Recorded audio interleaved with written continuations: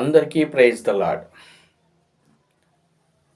మరొకసారి దేవుని మాటలు పంచుకోవడానికి దేవుడు చూపిన మహాకృపకై దేవునికి మహిమ చెల్లిస్తూ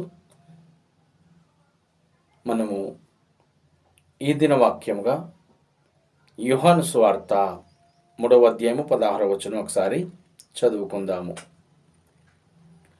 దేవుడు లోకమును ఎంతో ప్రేమించెను, కాగా ఆయన తన అద్వితీయ కుమారునిగా పుట్టినవాని యందు విశ్వాసముంచు ప్రతివాడు నశింపక నిత్య జీవం పొందునట్లు ఆయనను అనుగ్రహించెను.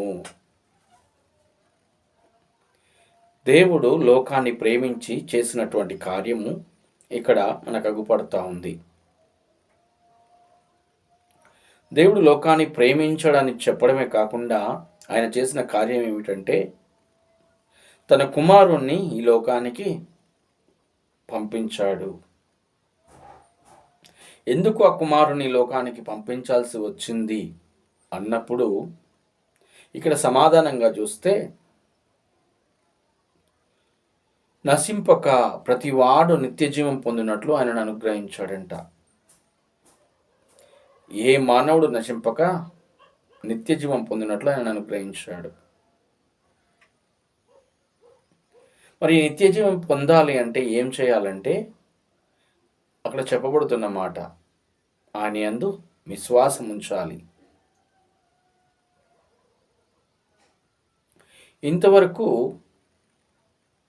ఈ వాక్య భాగంలో చెప్పబడిన మాటలు మనుషుని పట్ల దేవుని యొక్క ప్రేమను వెల్లడిపరుస్తూ ఉన్నాయి. మరి ఆ దేవుడు వచ్చే విధానం ఎలా ఉంది లోకానికి?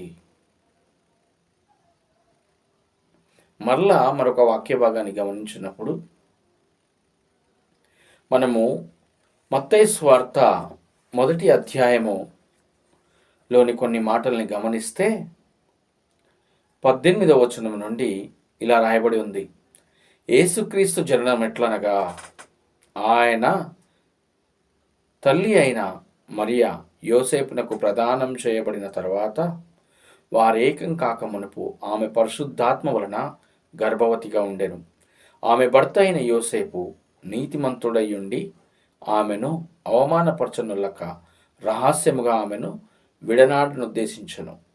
అతడు ఈ సంగతులను గూర్చి ఆలోచించుండగా ఇదిగో ప్రభువు దూత స్వప్నమందు అతనికి ప్రత్యక్షమై, దావీదు కుమారుడవైన యోసేపు, నీ భార్య అయిన మరియను చేర్చుకొనుటకు భయపడకుము. ఆమె గర్భం ధరించినది పరిశుద్ధాత్మ వలన కలిగినది. ఆమె ఒక కుమారుని కనును. తన ప్రజలను వారి పాపముల నుండి ఆయనే విడిపించును. కనుక ఆయనకు యేసు అను పేరు పెట్టుదువనెను. ఇక్కడ చదవబడిన వాక్య భాగమును గమనించినప్పుడు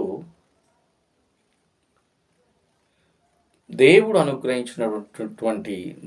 అనుగ్రహించినటువంటి కుమారుని యొక్క బాధ్యత ఏమిటంటే తన ప్రజలను వారి పాపముల నుండి విడిపించడం. మానవుడు నిత్యజీవం పొందాలి అన్నప్పుడు దేవుడు అనుగ్రహించిన కుమారుని అందు విశ్వాసం ఉంచాలి. ఆ విశ్వాసము ఏమిటి? ఆ కుమారుని ద్వారా మన పాపాలు క్షమించబడతాయి, లేదా మనం పాపం నుండి విడిపింపబడతామని.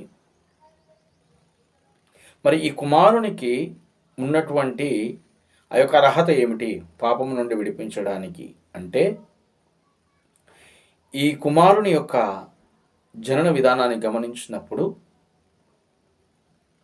సహజ మానవులు ఈ లోకములో జన్మించిన రీతిగా లోకధర్మమైనటువంటి స్త్రీ పురుషుల యొక్క క్రియ లేకుండా దేవుని యొక్క ప్రణాళికలో భాగంగా పరిశుద్ధాత్ముని యొక్క అభిషేకం ద్వారా లేదా పరిశుద్ధాత్ముని యొక్క ప్రణాళికలో భాగంగా ఆత్మదేవుని యొక్క నింపుదలలో నిర్ణయంలో భాగంగా ఈ కుమారుడు ఒక కన్యక ద్వారా ఈ లోకానికి వచ్చి ఉన్నాడు అన్నటువంటి విషయము మనకు అర్థమవుతా ఉంది.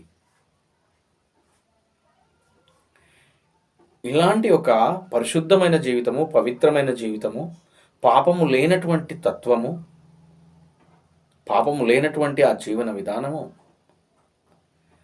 పాపములో పడినటువంటి పాప స్వభావంతో ఉన్నటువంటి ఈ మనుషునికి విడుదలను అనుగ్రహించగలుగుతుంది అన్నటువంటి విషయము ఇక్కడ అర్థమవుతా ఉంది. ఆయన మానవుని ఆ పాపపు ఊబిలో నుండి విడిపించడానికి సమర్థుడు అన్నటువంటి విషయము అర్థమవుతా ఉంది. మనం ఇంకనూ గమనించినప్పుడు స్పష్టంగా చూస్తే యోహాను సువార్త 1వ అధ్యాయము 12వ వచనం గమనిస్తే, ఆయనను ఎందరు అంగీకరించరో వారందరూ దేవుని కుమారులగనబడుటకు అధికారం అనుగ్రహింపబడి ఉన్నదన్నటువంటి విషయము మనం చూస్తాము. దేవుని కుమారులు అనబడాలన్నా, దేవుని కుమారులుగా ఎంచబడాలన్నా కావాల్సింది ఏమిటి అంటే విశ్వాసము.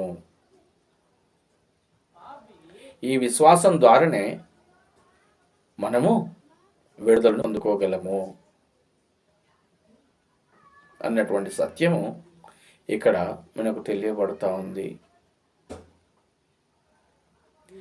మరలా మనం మరొక మాటను గమనిస్తే, 1 యోహాను పత్రికలో చెప్పబడుతున్న మాట, ఇంకా స్పష్టంగా చెప్పబడుతున్న మాట, 1 యోహాను పత్రిక 1వ అధ్యాయము 9వ వచనం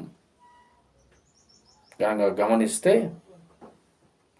మన పాపములను మనము ఒప్పుకొని ఎడల ఆయన నమ్మదగిన వాడును నీతిమంతుడు గనక ఆయన మన పాపముల నుండి క్షమించి సమస్త దుర్నీతి నుండి మనలను పవిత్రులుగా చేయును.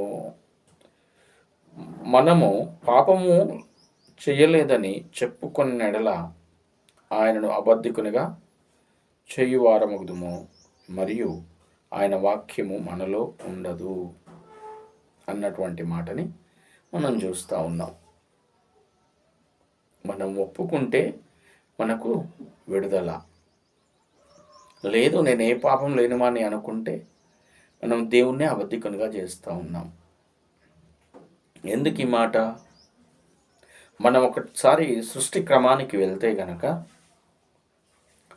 తొలి మానవులైనటువంటి ఆదాము గారిని, అవ్వమ్మ గారిని సృష్టించి దేవుడు ఏదైనా తోటలో ఉంచినప్పుడు వారికి ఏదైతే బాధ్యతను, ఏదైతే మాటను చెప్పాడో, తినవద్దన్న ఫలమును తిని దేవుని మాటను అతిక్రమించి వారు పాపానికి చోటిచ్చారు. ఆజ్ఞ అతిక్రమమే పాపము, ఆజ్ఞను అతిక్రమించేవాడు పాపం చేయుచున్నాడు. మనం ఒకసారి గమనిస్తే, సృష్టి ఆరంభంలో ఉన్నటువంటి ఆ దంపతులు సృష్టి అంతటికి మూలమై ఉన్నారు. వారి ద్వారానే ఈ ప్రపంచ విస్తరణ జరిగింది. అంటే ఒకసారి ఆలోచిస్తే, వారు మనకు పితరులు, తల్లిదండ్రుల యొక్క ఆస్తిలో భాగం ఉంటుంది. వారి యొక్క అప్పుల్లో సైతము బాధ్యత ఉంటుంది. లేకుంటే వారి యొక్క ప్రతి విధానంలో వారి కడుపున పుట్టిన వారికి బాధ్యత ఉంటుంది. అలాగే వారి యొక్క అవిధేయతలో సైతము వారి నుండి వచ్చినటువంటి మానవ జాతికి పాలు పంపులు ఉన్నాయి. అక్కడ మొదలైంది ఆ పాపపు స్వభావము అనే విధానము మానవుల్లో. దాన్ని పోగొట్టుకోవాలంటే, లేదా దాన్ని పోగొట్టాలంటే మరలా పరిశుద్ధుడైనటువంటి దైవ కుమారుని యొక్క అవసరత ఈ లోకానికి ఉంది. ఆయనే సృష్టికర్త. తను సృష్టించుకున్నటువంటి మానవుని తనకు దూరపరచుకోలేక తనను తాను తగ్గించుకొని ఈ లోకానికి దిగి వచ్చినటువంటి దైవ మానవుడు.